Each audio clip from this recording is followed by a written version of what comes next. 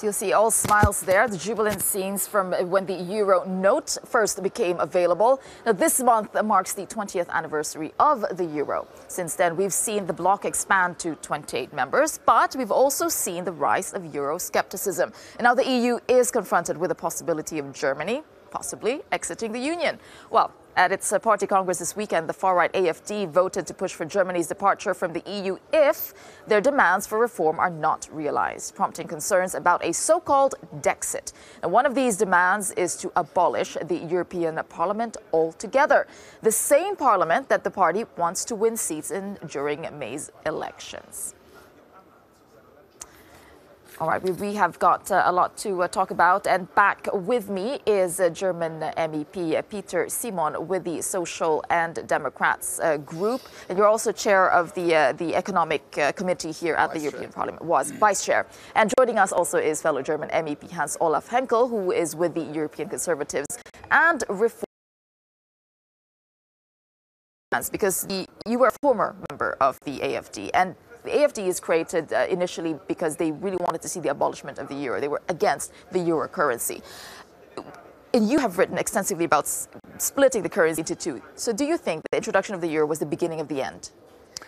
Yes, I think I was in favor of the euro when it started. When I saw German politicians and many others in Europe breaking all the promises which they gave the Germans when they gave up the D-Mark, I changed my mind, especially with the first bailout package for Greece, which was, in my view, a flagrant violation of the Maastricht Treaty. And then following that, we have had, of course, numerous savings packages for the euro.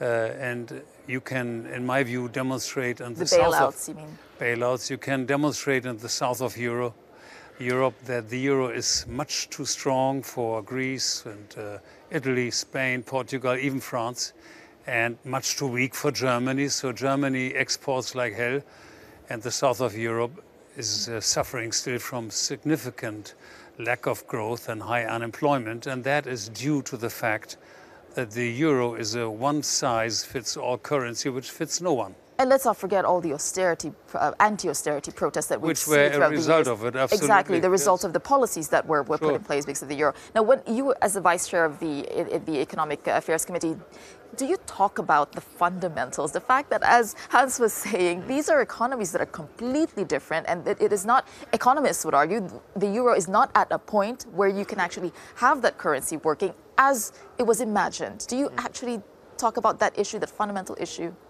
First of all, for me, the story of the euro is a success story.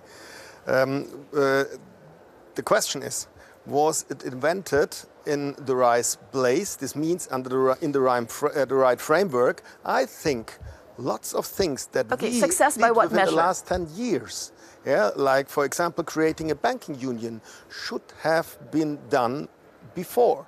I started as an MEP 2009, and I was really wondering these days why several things we had to bring on the way because of the financial crisis hadn't been brought on the way before. Now, dealing with this for 10 years, I say we are on a very, very good way to strengthen the Eurozone, to strengthen the euro, and I think we should go ahead with this to keep us all together, and that there are weaker economies and stronger economies. We know this also in Germany. Eastern Germany's economy is weaker than the economy of the state I come from, Baden-Württemberg or Bavaria. We have to find mechanisms to keep this in balance. But do you agree it's a success? No. Yes. Not at all. I mean, the facts are very clearly that in the last 20 years, the Eurozone grew much less than the non-Euro countries in the European Union. So the countries which were outside the Eurozone, like, for instance, Denmark, Sweden, Czech Republic or Poland, did much better. And by the way, the world did much better than the Eurozone. So it's not quite true. And can we argue that this was at the... Statistics really don't prove at the heart of Brexit. Brexit? It's a failure. From my point of view, it's not proven that this is the reason of the euro. That the reason is the euro for this. Yeah, for sure, other countries develop better, but the conditions where they started with this development were also different. So you don't think we're just kicking the can down the road, that we're going to have the same structural problems down the road again? Yes, I think. Look, I think it is quite obvious. I mean, I think we should stop trying to manipulate the economies of the eurozone to fit a currency.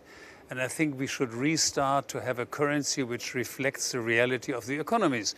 By the way, a euro for Northern Europe would probably have worked, because we have had, before the euro, constantly a very tight agreement. When Germany revalued, Austria did so, and Netherlands did so, Denmark did so, and Sweden did so. So with this economy, one could have had a common currency, but certainly not together with the South. All right, well, there we have it. One says the euro is a failure, and another says the euro is a success.